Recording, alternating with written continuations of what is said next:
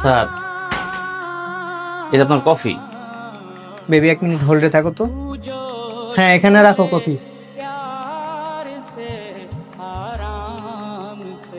Sir, একটা কথা ছিল। আচ্ছা বেবি, আমি তোমাকে একটু পরে কল করতেছি। হ্যাঁ হ্যাঁ, বলো কি কথা। স্যার, আমার না কিছু টাকা লাগতো। টাকা লাগবে? কত টাকা? স্যার, 10,000 টাকার মতো। 10,000 টাকা? কি বলো? তোমাকে না আমি 5 তারিখে সমস্ত স্যালারি ক্লিয়ার করে দিলাম, এখন আবার টাকা কিভাবে চাও তুমি? স্যার, আমার না ইমার্জেন্সি দরকার স্যার। তোমার ইমার্জেন্সি হইলে আমি কি করব? আমি কি টাকা নিয়ে বসে থাকি?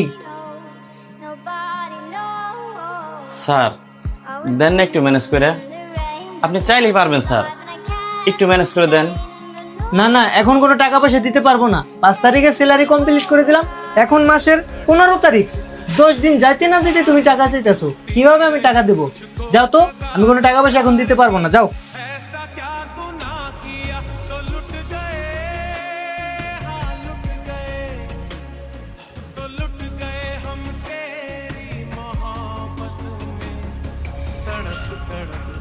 মুডটাই নষ্ট করে দিল।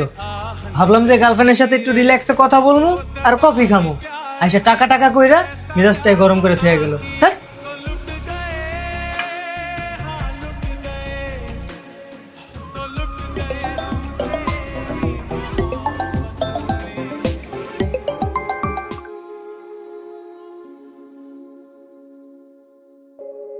আসসালামু আলাইকুম আব্বা, কেমন আছেন? আমার শরীরে কি অবস্থা? ভালো না আব্বা? আপনি যে টাকার কথা বলছিলেন মার চিকিৎসার জন্য, আমি তো টাকা ব্যবস্থা করতে পারিনি আব্বা।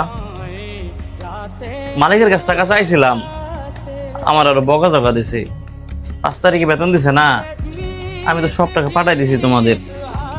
এখন আবার টাকা চাইছি দেখে আমার অনেক কিছু বলছে, বলে 5 তারিখে টাকা দিলাম, আজকে আবার টাকা চাও।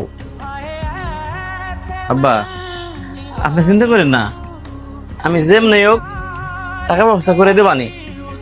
আপনি মার একটু বলেন একটু ধৈর্য ধরতে, আর আল্লাহর কাছে দোয়া করতে বলেন, আমি মার চিকিৎসা করাবো আব্বা।